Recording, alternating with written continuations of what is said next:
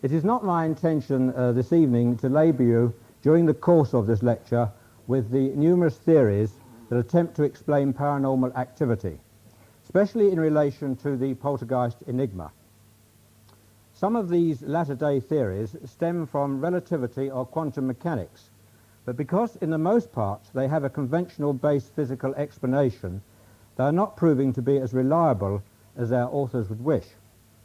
The emergence of the universal holographic and the re-emergence of the multidimensional universe theories appear to have more appeal to the parapsychologists, or should I say, are more fashionable at the moment. But they remain only theoretical phantoms. However, there appears to be one theory on relationship that is deeply interwoven into poltergeist activity, and that is the idea of the experimenter effect. I believe that the investigator, if we may equate him with the experimenter in controlled experiments, is deeply involved with the participants under investigation, both before, during, and after the paranormal experience. The personal theme of involved individuals comes to the fore in most of the cases I have investigated, so a careful appraisal of the people involved is necessary. Mental stresses and psychological disturbances appear to be relevant to the incidents experienced, but the actual phenomena itself follows a fairly stereotyped pattern in most cases.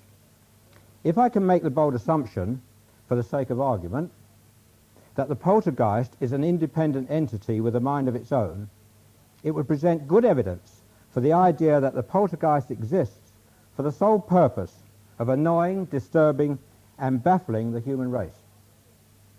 At the same time, it would present strong indications that they had all been educated at the same school. Their tricks and timing have to be experienced to be believed, and all the lectures in the world would give you very little idea of the sense of wonder that is experienced by anyone who has been privileged to be involved in this remarkable phenomenon. It is a fact of life that when an investigator experiences what are after all very frightening and dramatic incidents, those experiences are automatically rejected on careful and quiet reflection, despite the fact that he knows for certain that the events were as real to his five senses as any common happening in everyday life. It is important, therefore, when weighing the evidence presented, that you bear in mind the characters of the people involved, their honesty, their motives, and whether they appear to be just ordinary, bewildered people caught up in a situation they do not understand. If you are a skeptic, be careful not to dismiss the evidence out of hand simply because you have clear evidence that where children are involved, they are escalating the situation. It is wrong to automatically assume that because someone is found cheating or imitating, that the real phenomena is not present. This, I believe, has been a fatal mistake made by many investigators in the past, and that many a genuine case has been ignored or dismissed because of an incorrect reading of the situation. As far as I am concerned, because I am an inventor by profession, I have to rely on my practical and analytical approach to bring me success in my chosen field. I do not approach any investigation in a naive manner. On the contrary, I sometimes tend to reject even those events that seem to be proven to my satisfaction at the time, and wait for confirmation to reinforce my judgment. The cry that I so often hear when I apply my time to an investigation is, "You want to believe, so you believe." This cry does very little to impress me, especially when it is apparent that the skeptics grasp this particular baseless statement as though it was the answer to all the wonders of the universe. I have not jumped on any particular theoretical bandwagon, because without my help, the subject now suffers from a surfeit of theories that range from the simple spiritualistic interpretation right through to the alien planetary forces of science fiction. I do believe, however, that there are forces at work, whether personal, abstract, or discarnate, that bear little or no resemblance to our present scientific knowledge, or for that matter, to our known physical universe. All we seem to be made aware of are the physical and psychological end products of those forces. I intend to divide this lecture into sections to include the various types of phenomena I have experienced, and I will play you some short extracts from tapes of incidents and interviews with the participants. The sections will relate to the following phenomena: fire, water, phantoms and hallucinations, psychological disturbances, extrasensory perception, psychokinetic effects, teleportation, possession or multi-personality syndromes, voices and auditory manifestations, including auditive type voice, electrical and mechanical malfunctions, and smells. First, I will deal with fire by playing you tapes recorded in the early part of 1978, one in Enfield and one in Hornsey. The Enfield case, as you no doubt know, has been the subject of much debate and discussion, and involved a family of a mother and 4 children together with various relations. And the Hornsey case was centred on a modern flat in a newly constructed complex belonging to a couple in their mid-30s with no children. The Hornsey case was noted for the outbreak of frequent fires that took place during the firemen's strike, yet despite this the firemen were called to the flat 6 times, and the fire prevention officer for London could find no logical explanation for the fires he observed.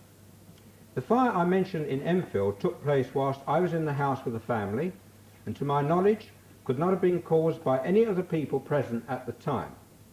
One of the fires that took place in Enfield was identical in practically every respect to a fire that took place in the Hornsey flat shortly before.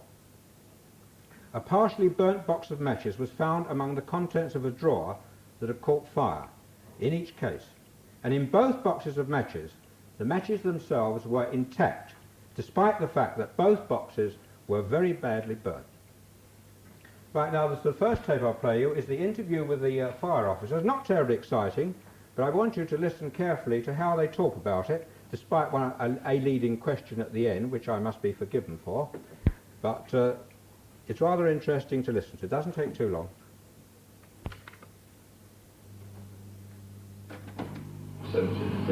71 Beechcroft, Elthorne Road.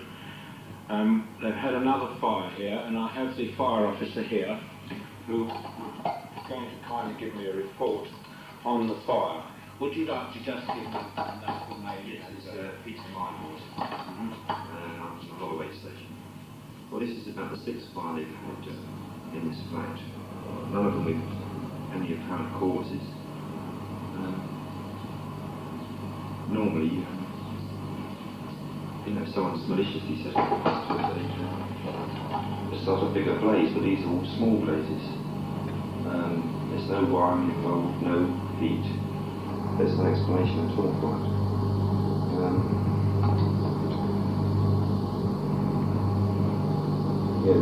I'm the third watcher. 3 watches have been to this incident. We went here early today, but there's no way the fire could go from one thing to another.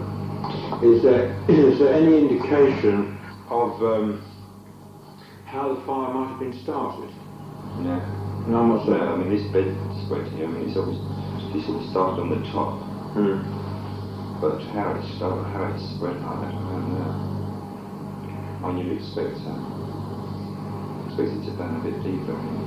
Yes, it's a surface burn. The burn looks as if it's gone through the cover and through one blanket down to the sheet, or just the cover? Well, I think it's just the first sheet. It's just the bedspread, really. The bedspread, really. There's a whole, there is about a square foot of this sheet of the blanket.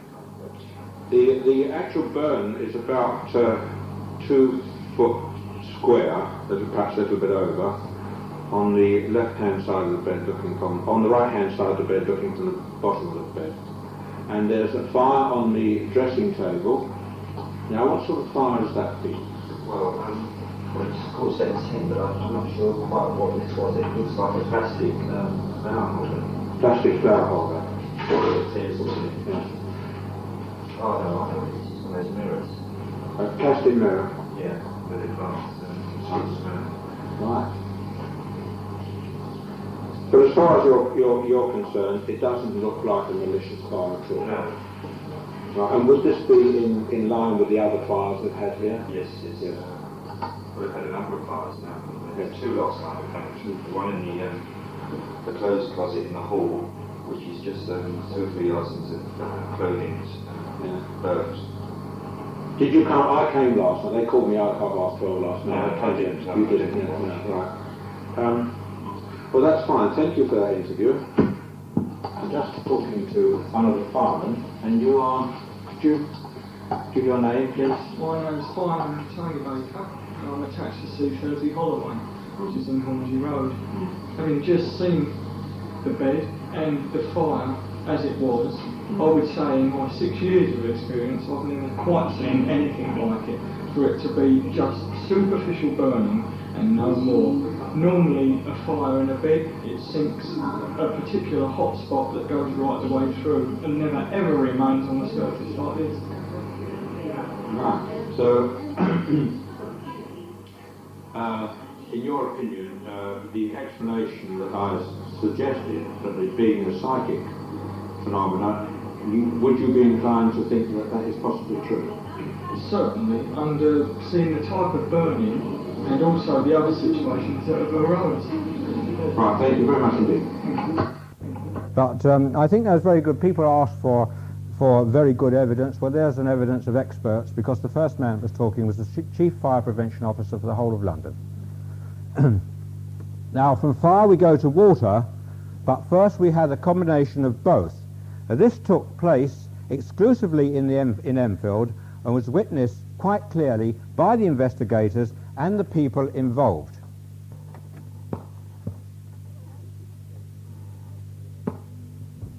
At 8:10 we had a fire in the kitchen drawer by the gas stove, the right-hand drawer facing the gas stove.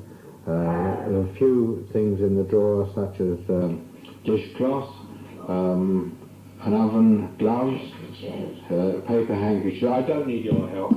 The help is the voice in the background, by the way, which you'll hear later on. Paper handkerchiefs, a box of matches, few odds and ends. And the matches themselves didn't catch fire, though the box was badly scorched. Mr. Burkham found the fire. He looked underneath first of all. There was a lot of smoke underneath of the drawer in the cupboard, and then he discovered it was in the drawer.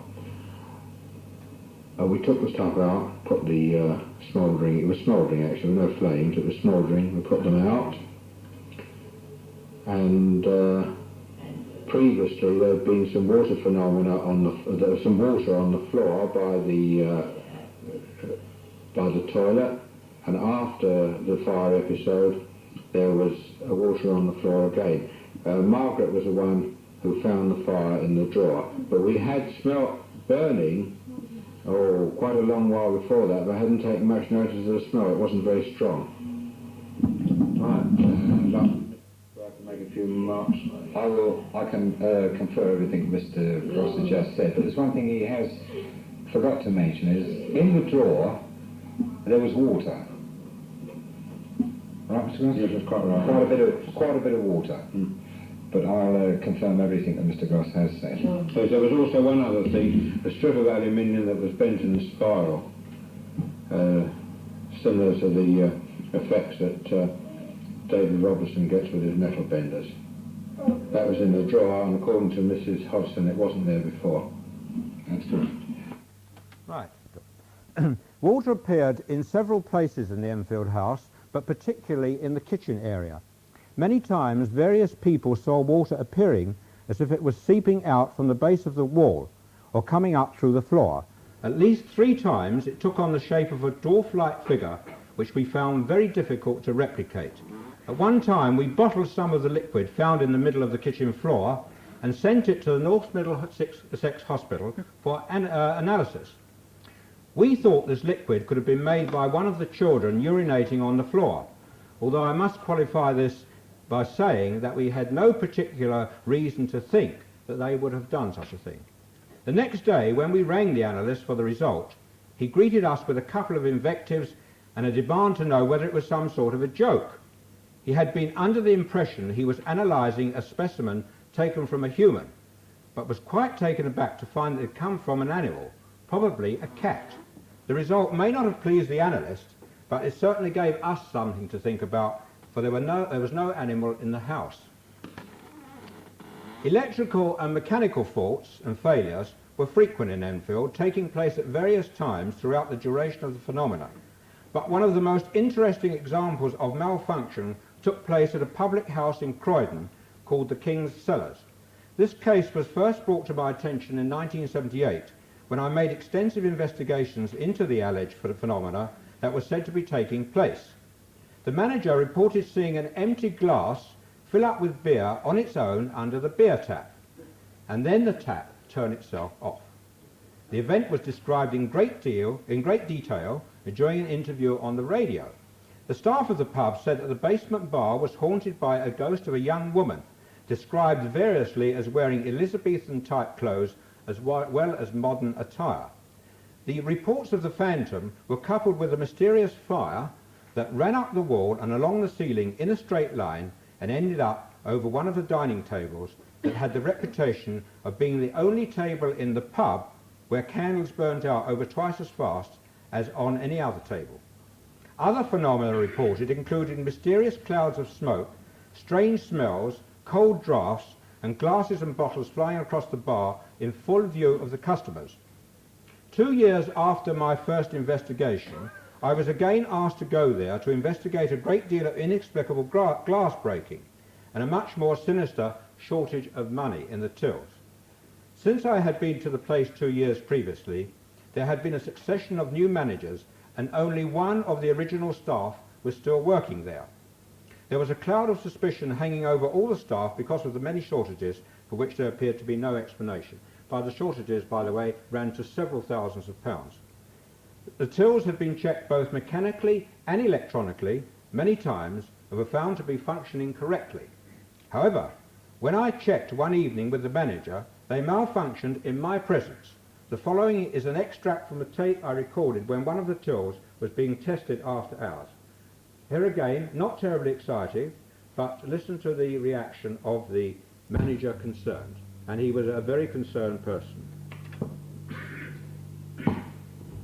And although it's been checked 4 times already by engineers, it is still going wrong. There's no doubt about Yes, we thought that the machine was not working under 10 pence, but suddenly we started to work it and it works on a half pence. because we're checking. Because we're checking again. You witnessed that, didn't you? Yes, yes. Quite, no question about it. This tool is going completely haywire. But the tool's been checked. Can I just do it on now? Put void. Okay. No, you don't have to. No, it's right. registered. Okay. Point one. Liquor. And it won't go. And it's not going again. Yeah, well. And can you see the problem I've got? So I've got to void that. And I bet if I go point half. No, it's not going to do it for me then. Go and do it for half now. Point half, which you just saw me do. Yeah. Well, the cash register has gone completely haywire. No question about it at all. It's a Chubb cash register, electronic. Been checked 4 times by engineers that have literally turned around and said, and you just witnessed the fact that I pressed the half, it registered, and now what? There's no good. I've got all that on tape anyway. All right. I'm not talking to that. I'm talking to you. I know you. I know you are. Well, I want it. Let's go point 1. Let's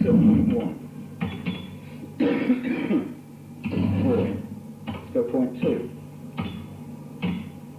Yeah, not working.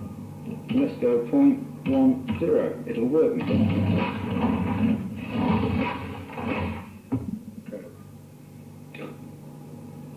Somebody's taking a piss out of me somewhere.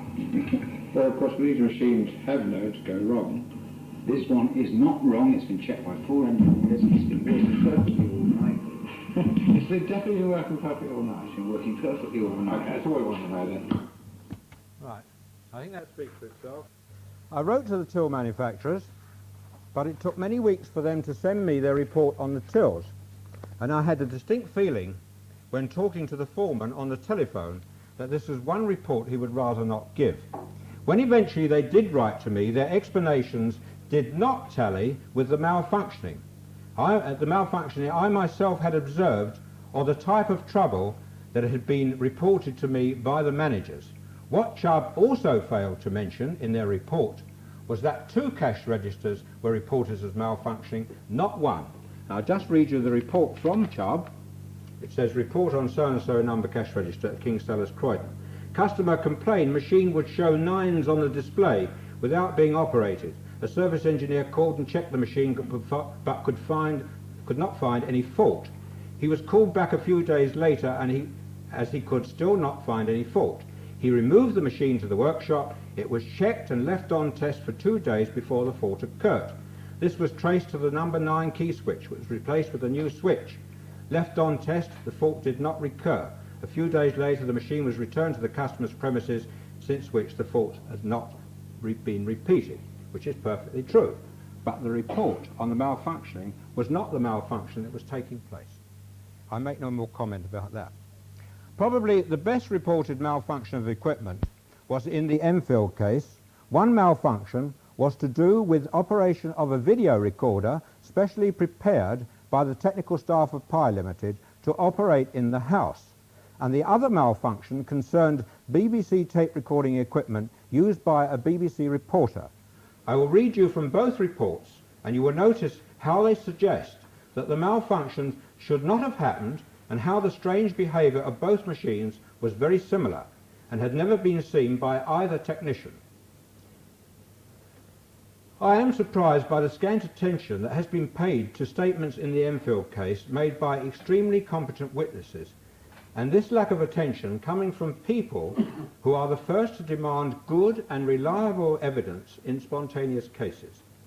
I suppose this is just another indication of the untenable situation an investigator of poltergeist phenomena is forced into.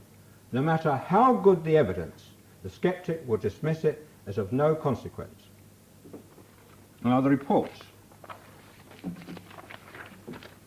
First is a report from Pi Limited. A statement by Mr. Ron Denny, demonstrator, and Mr. David Annett, product manager of Pi Limited, Cambridge. Mr. Denny has been a demonstrator for Pi equipment for 15 years, has been on television equipment for 12 years. The video equipment consists of a Pi Nulicon camera with a wide-angled lens and Philips video cassette recorder with a stop-motion relay. The camera was extremely light-sensitive and particularly sensitive to infrared. The statement reads as follows. The videotape recorder was tested with both tapes to be used prior to our visit to 284 Green Street this evening. When set up on arrival, the recorder would not operate. The recorder had been kept warm on our trip down from Cambridge to avoid any condensation problems. When we attempted to turn the machine on, it would not load, and therefore we could not unload it. We tried numerous times, but without success. We eventually had to dismantle the machine from the outside to get to the mechanism, and finally found that the tape itself had dropped underneath a guide pulley and had jammed that pulley onto a pin on which it normally rests. It needed considerable force to separate the two parts. It is not impossible for a fault like this to happen, but it is extremely unlikely. Neither of us have ever come across this fault before. Now the next report, which is a completely different report by a BBC engineer this time, on a different occasion. The report is by Hind, BBC engineer. On the Ewer tape machine in question, as shown to me by Rosalind Morris, after the tape had been loaded, a number of turns of tape had jumped off the feed spool, so that when the machine was switched on, a series of tight spirals formed in the tape between the feed spool and the head slot, causing it to jam up and come to a standstill so that nothing was recorded. Whilst I cannot say categorically that this could have not happened under normal circumstances, I cannot remember a similar incident during my 7 to 8 years' experience of these machines. The only case where I have seen something similar occur have been where either the tape has for some reasons been lifted out of the head slot, or the machine has been turned upside down, causing the tape to drop out of the head slot, and then the machine has been switched on. Therefore, as far as I am concerned, this particular occurrence remains unexplained.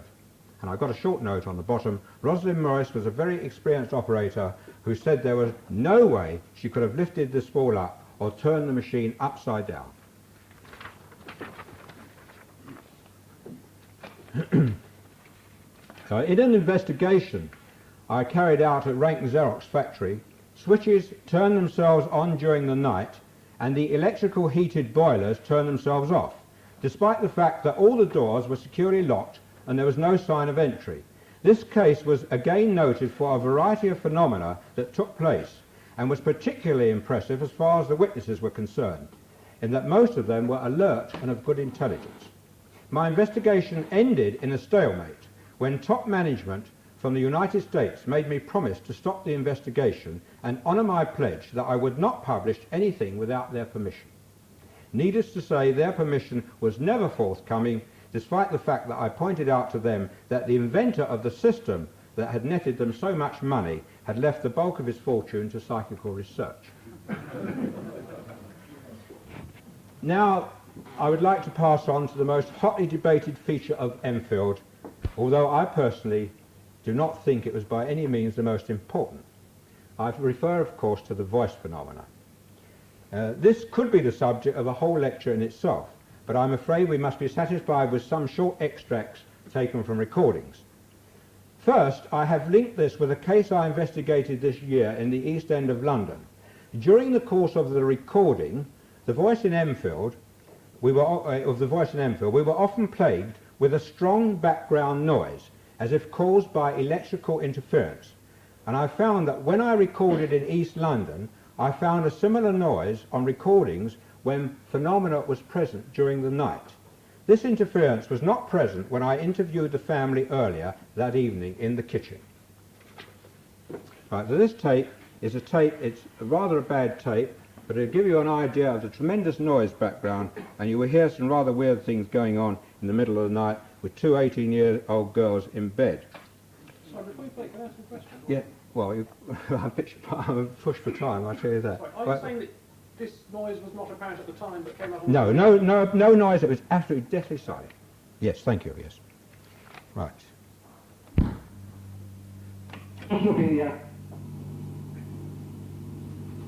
First is an interview, short one. At 9:30 on the 11th of March 1981.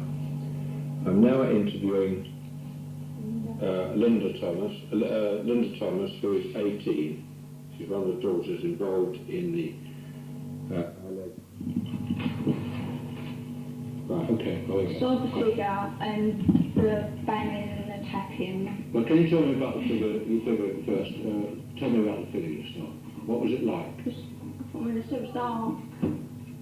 It's all dark ones. Like a figure. Like a man, like a woman, like... I don't really know. You don't really know. And then what did you actually hear? Banging and attacking. What sort of banging did you hear? Sort of banging. Can you make the noise yourself? Sort of like that. I see. And what was the tapping like? Like that.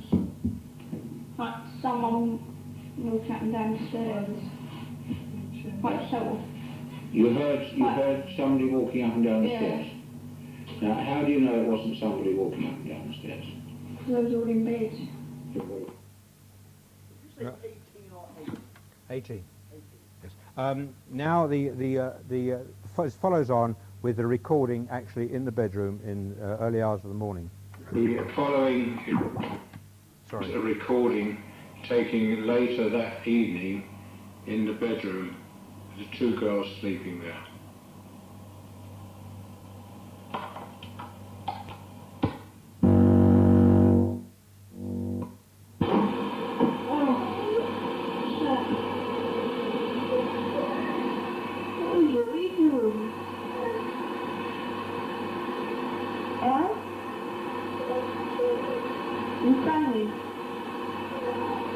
Linda talking to Diane. Put the light on. Put the light on.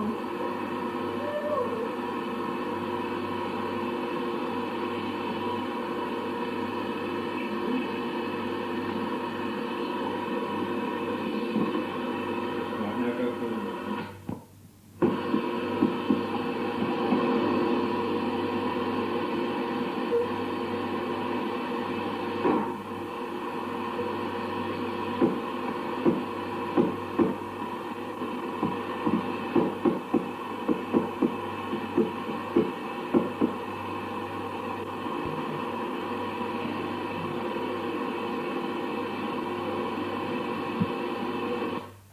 You'll notice the rhythmical tapping, by the way, very similar to the tapping that we heard in Enfield, although on a slightly different tune. This case, by the way, stopped when the mother, who was incurably ill, went to hospital. As soon as she went to hospital, the whole thing stopped immediately. Right, now we're going to come on to perhaps the more entertaining side of it. The voices at Enfield. But I'd like to just make a comment about something that I read this week. I'm very interested to read in a review of This House is Haunted that Mr. Scott Roggo has it on good authority from certain members of this society who heard the original manifestation that the voice in Enfield was a fake. The only comment I can make on that sort of scientific deduction is that if this kind of statement was made by any of our members without careful analysis of our recordings, then I am sorry for the standards being set by those members. As far as I am aware, no attempt has been made by these critics to listen to or seriously analyse this particular phenomenon, other than by Professors Hasted and Forsin, both of whom have certainly not ventured any such criticism. After our tests with the laryngograph, Professor Forsin reported that the voice was not produced by the larynx but by the forced vocal fold. The hospital speech therapist called in on the case also reported that such a voice could not be sustained in the manner that she heard it without a damage to the throat. No damage to the voice or throat was apparent despite long periods of speech. I consider this sort of destructive statement unworthy of any member, and that is the sort of behaviour that one would expect from ill-informed sceptics, not from responsible members of this society who are supposed to be dedicated to the advancement of research. Right, I now pass on to the voice in Enfield. The first is a conversation Mr. Burkham is having with the voice, and as it goes through, if you don't understand it completely, I'll go through with it.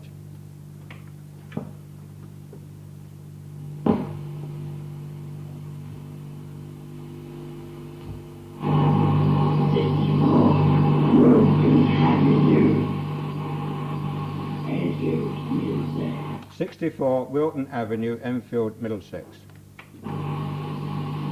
54. 64, right, Bill, don't get annoyed. Wilton Avenue, Enfield, Middlesex. Did any friends go with you? Yes, all of them. All the dogs, 68 dogs. Mr. Burkham said, did any friends go with you? And he said, yes, all of them, all the dogs, 68 dogs. So what you got 68 dogs for? So that they can protect me from you killing me, and they can bite your head off. So that they can protect me from you killing me, they can bite your head off. How can we kill you, Bill?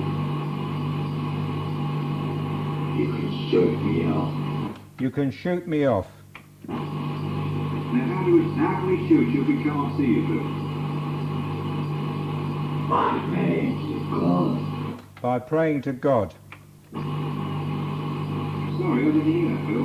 By praying to God. Right, from the manifestation, I'm going to go back now to when the voice originally started. And I must make here apologies to Dr. Beloff for using his name, but I did use it because he happened to be there at the time. And it wasn't done as a joke, I can assure you. Now we're going to the start of the voice now. All right, very nice whistle. Very good. Very good. Let me hear you say my name again. Come on, let me hear you say my name.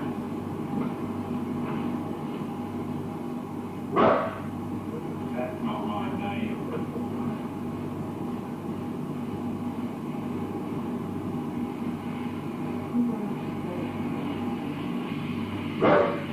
Come on, my name's Maurice. Let me hear you say it. Maurice.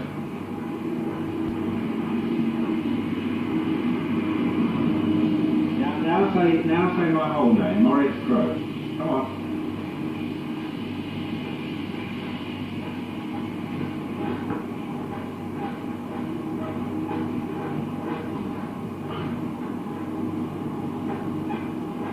nothing walking underneath the marquee. Come on, nothing will burn in your bed. Come on, let me hear you say my name again. Come on. I'll tell you what, I'll give you a good name to say. Say Dr. Belloc. Come on, let me hear you say that. Come on, let's hear you say Dr. Belloc. Quick, say quick and close it. Say Dr. Belloc.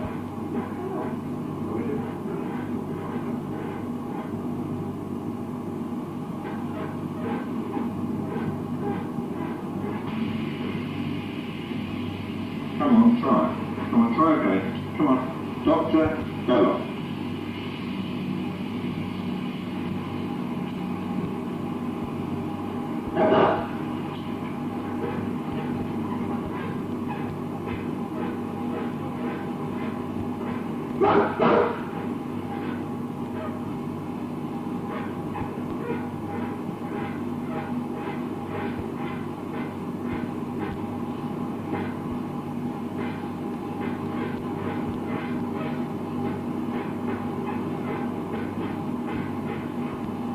Who's bed squeaking? Oh, it is.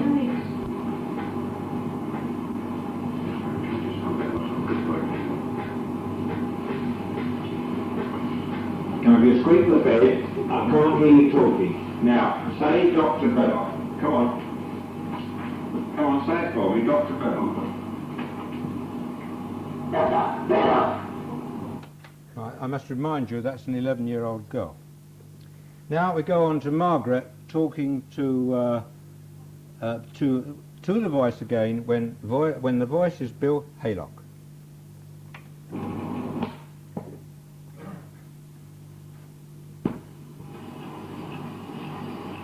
Why don't you go and live up where you belong? In bed. Why don't you go and live up where you belong with the dead? I don't believe in that. He says, I don't believe in that. I don't believe in it. Why? What's so different about being up there? I'm not a heaven man. I'm not a heaven man. You're not a heaven man. Why aren't you a heaven man? Bill Haylock, and I come joined love, and I am 72 years old, and I have come here to see my family with black on the ear now.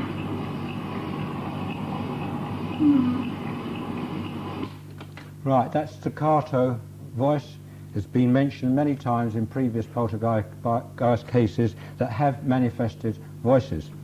The voice said, yes, the voice said, I'm Bill Haylock and I've come from Durrance Park and I'm 72 years old and I have come here to see my family, but they are not here now. Now, next we go, very short this, you'll have to listen very, very carefully, a Raudive type voice. I can assure you that I was absolutely silent at the time. The family was up in bed, asleep. The whole house was silent. I did the type of Raudive test where I set up the microphone, put it down, ran the tape recorder, and then asked if there was any entity here, would it speak into the microphone. Straightforward, and I sat there absolutely dumbstruck. Literally, I kept myself so still that I couldn't accuse myself of doing anything. That was my attitude to myself. And here you'll hear the word no. It's quite clear. Unfortunately, it really should be heard on hi-fi stereophonic equipment, and you'll hear the voice very, very clearly. Unfortunately, I haven't got it here, but never mind, you'll hear it.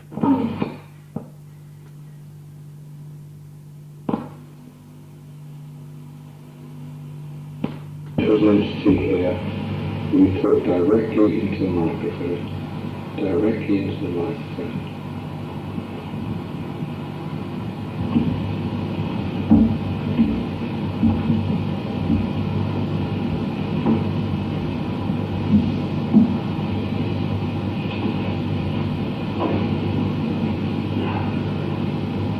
No. Did you hear it? I'll play it again if you like. Want to hear it again? For those who missed it. directly into the microphone.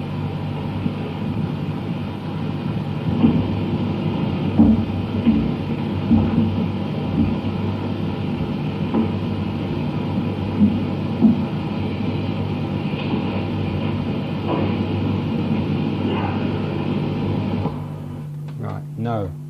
Fairly clear when you hear it on very good equipment. Okay. Now we come to psychokinetic activity. Psychokinetic activity of some sort or another has taken place at practically every case I have investigated, but the most spectacular and certainly the most convincing demonstration was again at Enfield. By now a considerable number of you have heard the box throwing incident that took place in the upstairs front bedroom. I was at the time conducting a conversation in wraps with the poltergeist. The event presents first-class evidence of PK activity because under no circumstances could it have been other than paranormal manifestation, since from the position of all the parties present in the room, nobody could possibly be involved in throwing the box. The mother and the two girls were lying together in the double bed, and I was kneeling at the side by the head of the bed. The young boy Billy was in a camp bed beside me. The box itself was towards the foot of the bed, about 2 feet away from the bed, against the wall. All the family were under my direct observation the whole time, and the box was away out of reach of anybody.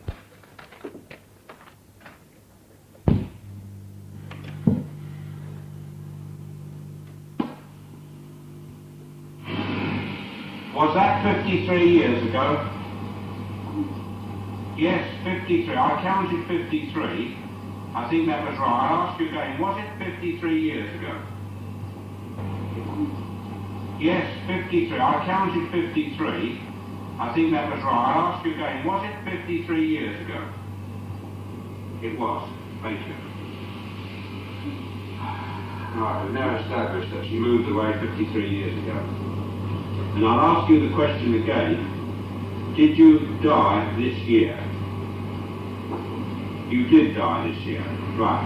Now, why are you in this house? You shouldn't really be here. You understand that, do you? Do you understand that you really shouldn't be in this house? You do understand you shouldn't be in this house. You do. That was, again, too nods.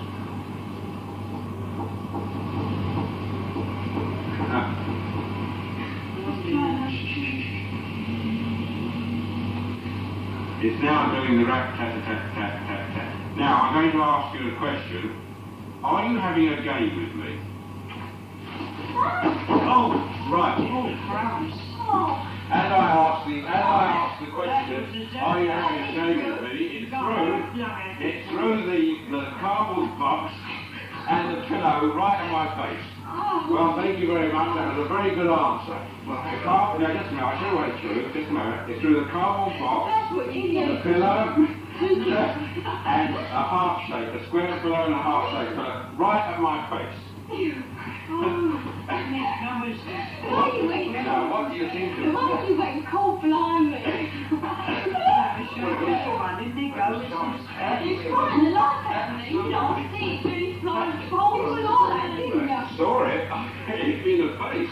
Well, hello. That was a very fine demonstration of what you can do, because I couldn't have better than that.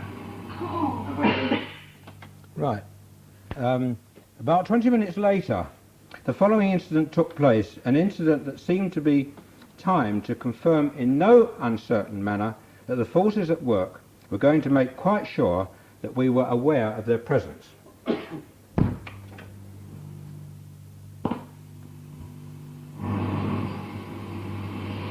soon as you get to sleep, as soon as it's going to be quiet. By the way, I must just tell you, I was standing in the bedroom with my back to the dressing table. The family were in bed with their heads against the wall, the furthest wall. I was observing them all the time, the window each side of me, and I was hoping by then, it was very early in the morning then, that everything had stopped and we weren't going to have any more nonsense, as I'd taken most of the stuff out, well, everything out of the room, thinking that nothing then could happen, nothing could be thrown. So what's the light level? Light level is very high. All the lights have been on right for 18 months in that house. Electricity bill was enormous. Right. About 20 minutes later, The following incident took place, an incident that seemed to be timed to confirm in no uncertain manner that the forces at work were going to make quite sure that we were aware of their presence. The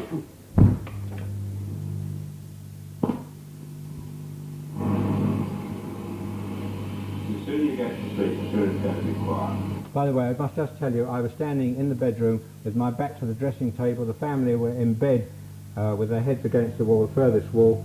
I was observing them all the time, the window each side of me, and I was hoping by then, it was very early in the morning then, that everything had stopped and we weren't going to have any more nonsense, as I'd taken most of the stuff out, well, everything out of the room, thinking that nothing then could happen, nothing could be thrown. So what's the light level? Light level is very high. All the lights have been on right for 18 months in that house. The electricity bill was enormous.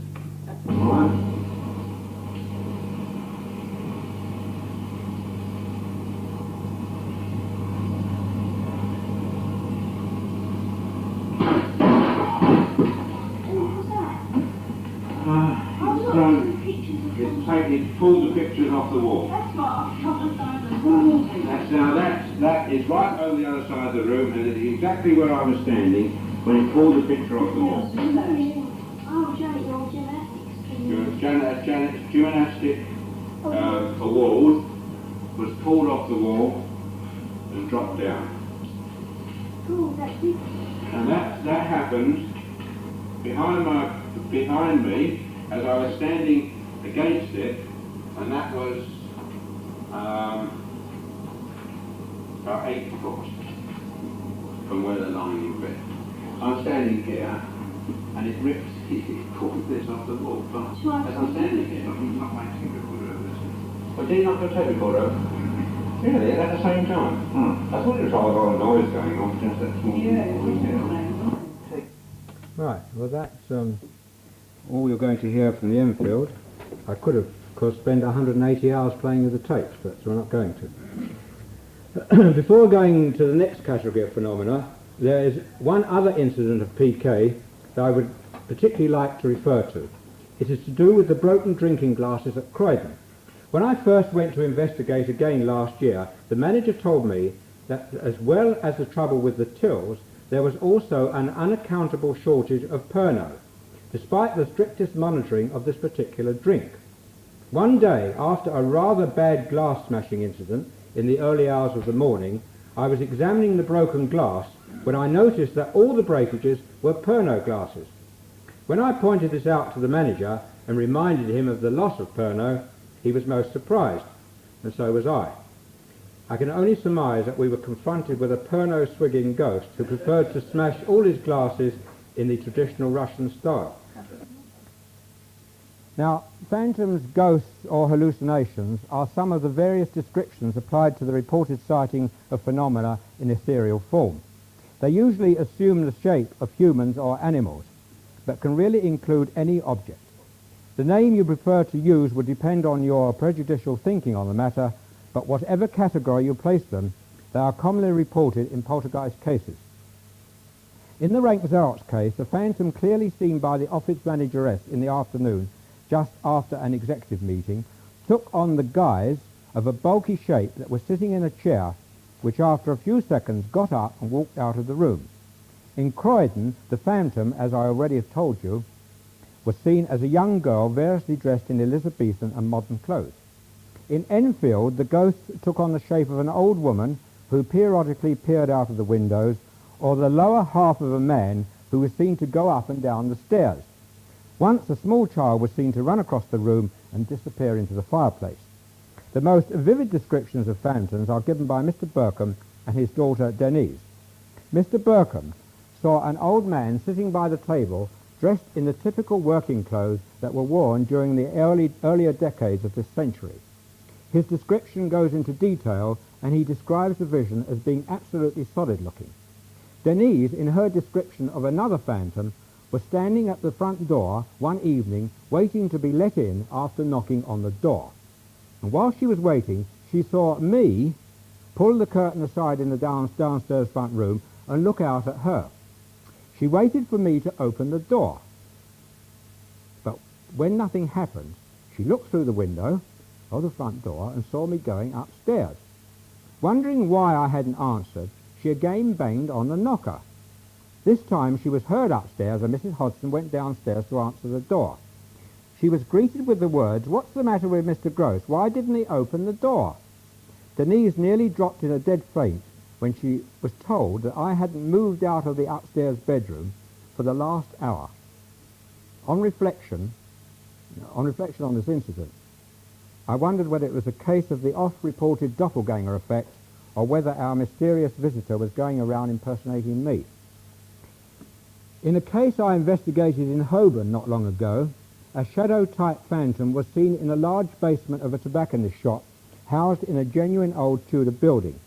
This case, though unspectacular, sounded authentic because the manager, who impressed me as being a solid down-to-earth type of person, was meticulous and very positive in his description of the events surrounding the shadow phantom.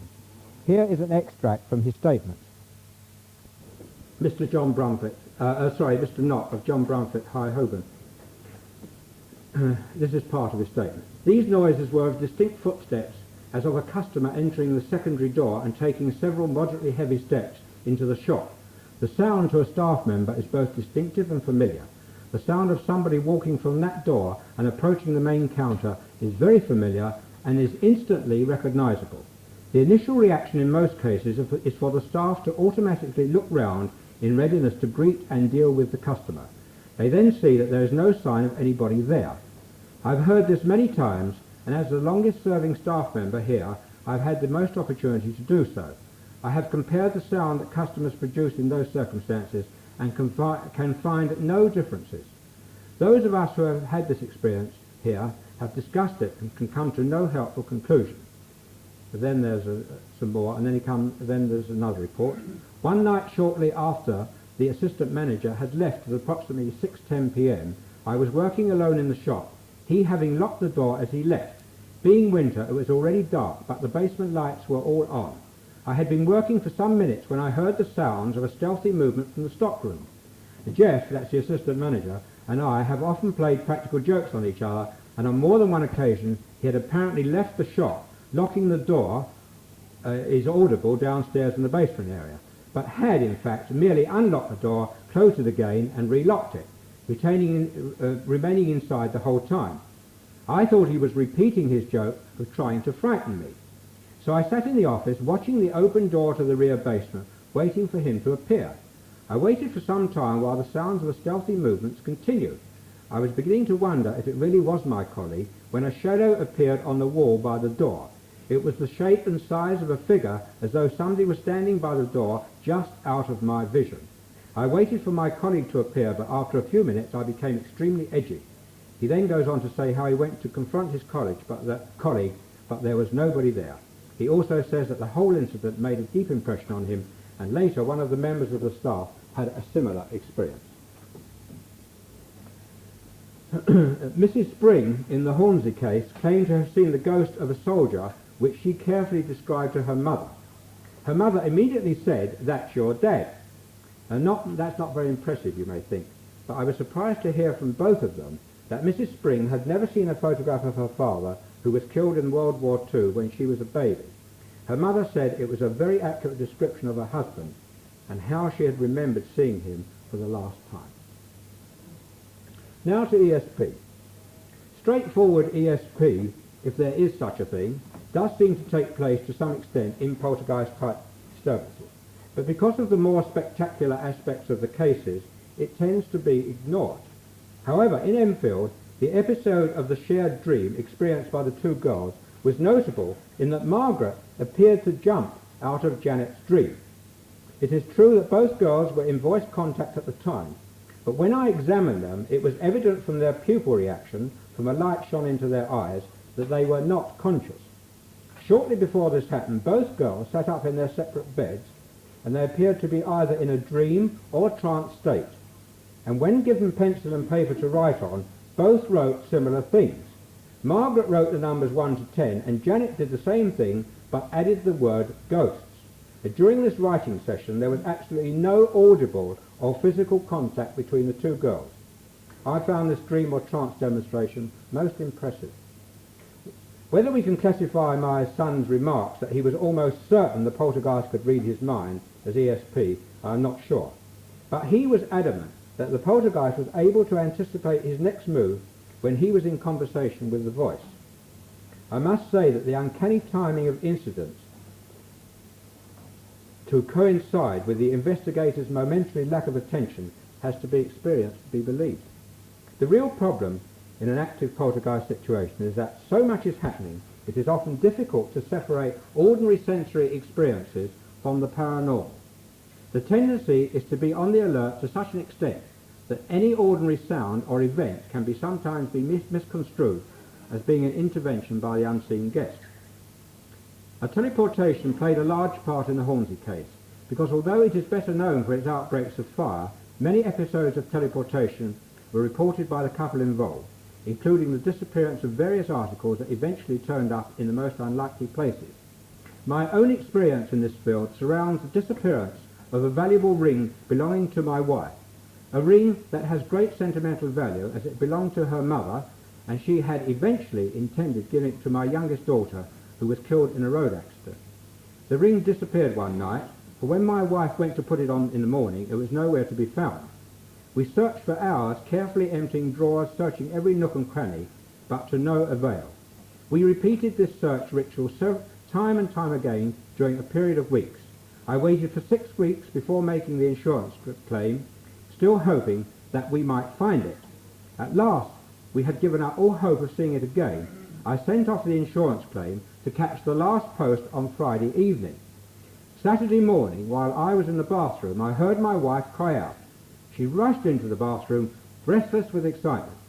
She had been sitting at her dressing table putting on her earrings when she dropped one of the clasps into the half-opened top drawer. When she looked down to pick it up, she saw the lost ring lying beside the dropped clasp. That drawer was the first drawer we had searched when the ring disappeared, and had been carefully searched at least another half a dozen times. Examples of teleportation, I believe, were common in Enfield, such as the appearance of coins apparently dropping from the ceiling to land on the floor beside me, and the slipper seen by Guy Playfair to disappear over the top of a bedroom door and then to be found directly underneath in the room below or on the mat against the front door. Of course, they were both the slippers were found downstairs.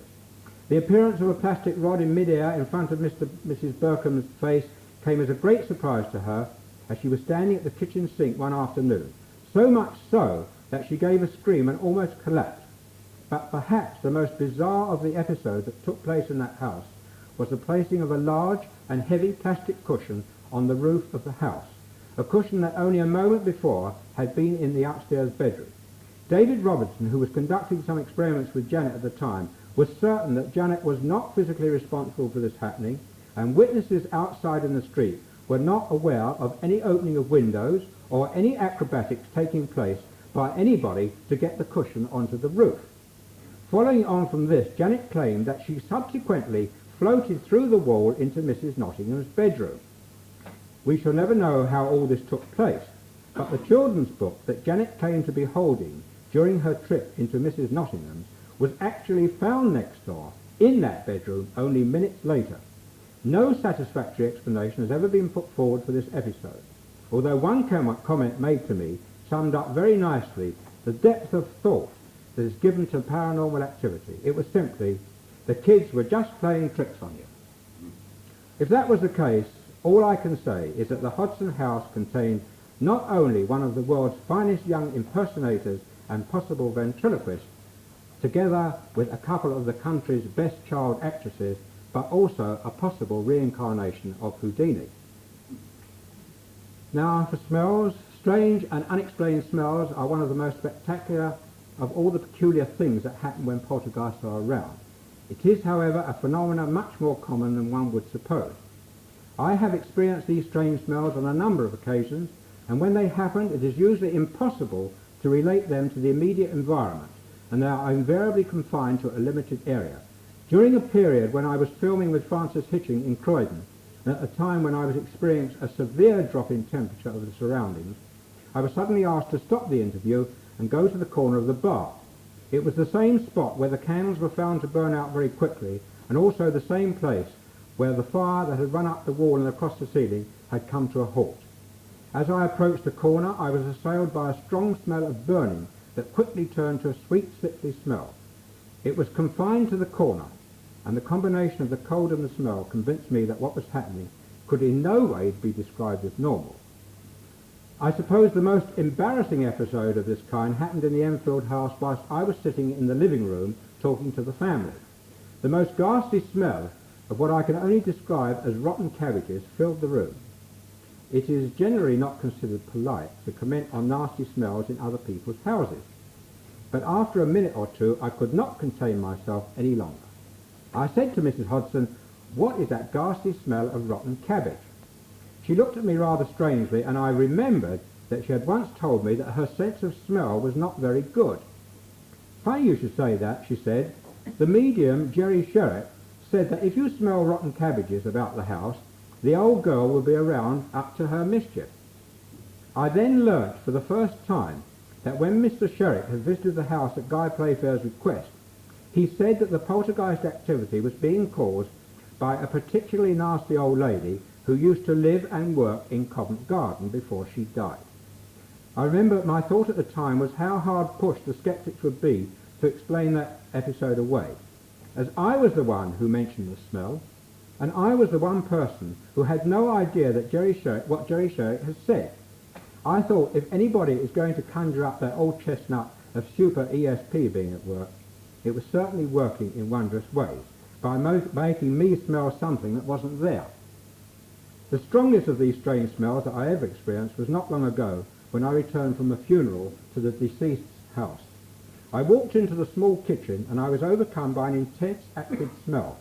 My eyes streamed with tears, and when other people walked into the room, their reaction was the same. The smell lasted for about 5 minutes and then disappeared as quickly as it came. We searched the kitchen to find the cause of the smell, thinking perhaps that a pipe had broken on the refrigerator. We found nothing, and subsequent questioning revealed that there had been no repetition of the smell and no clues as to why it should have happened. The Raink Xerox case was notable for a very strong smell of fish that manifested itself in the silkscreen printing room on various occasions. Witnesses claimed that the smell was in no way related to any of the chemicals used in the printing process, and it was completely localized to one part of the room. 2 of the people who claimed to see bulky phantoms and figures said that the smell always lingered after the sighting of the phantom. And so we come to the last of the 2 manifestations. I'm sorry I'm going rather fast, but time's rushing past. The last of 2 manifestations I have time to discuss this evening, and I would take these 2 together, namely the psychological disturbances and apparent possession. Perhaps these are the most difficult to discuss, because even though all I have spoken of this evening seems like a collection of miracles, the disturbances of the mind in poltergeist situations and the effects on the people involved are beyond comprehension. When I was confronted with a small girl struck with violent fits that had all the hallmarks of the traditional case of possession, and she was manifesting a different and alien personality, which subsequently changed to the personality of a gruff old man, my reaction was not that of a clinical investigator. I realized more than at any time before that here was a direct confrontation with the inexplicable in its most disturbing form. I can say that if anybody should ask me if I was frightened in any of the situations I have found myself in during the course of my investigations, I would definitely say yes to this phenomena of apparent possession, especially when it is accompanied by a show of violence that verges on the self-destructive. The first time I saw this at Enfield, I was really scared, not for myself, but for what might happen to that child. One doctor tried to glibly pass the whole thing off as hysteria, but I noticed he couldn't get out of the house quick enough when I told him what had been happening. Strange psychological reactions were not confined to the distressed family. Some of the visitors to the house were completely bemused by the situation, including some members of our society who attempted to pass the whole thing off as some huge gathering of incredulous half-wits. In fact, they were finding it impossible to come to terms with genuine poltergeist manifestations and attempting to find any explanation but the real one. I believe to clinically analyze the situation in a poltergeist case is a very difficult exercise indeed. I know that many of our learned members have tried to take a poltergeist case apart event by event, but I personally feel it is a useless exercise. We are dealing with the abstract in its most tenuous form, where very often, if we made a comparison, the antics in a mental institution would look like the essence of normality. Even when a case is behaving in what we call a typical manner, it is full of surprises. People involved are reacting according to their particular prejudices, while theoretical speculation flows thick and fast. One thing, however, is common to all. Nobody has the slightest idea what is really going on. We can only stand back and speculate with our very inadequate and limited knowledge, knowing full well, as I wrote in a letter to our journal, if you choose to play the poltergeist game, confusion is the name of the game. Thank you.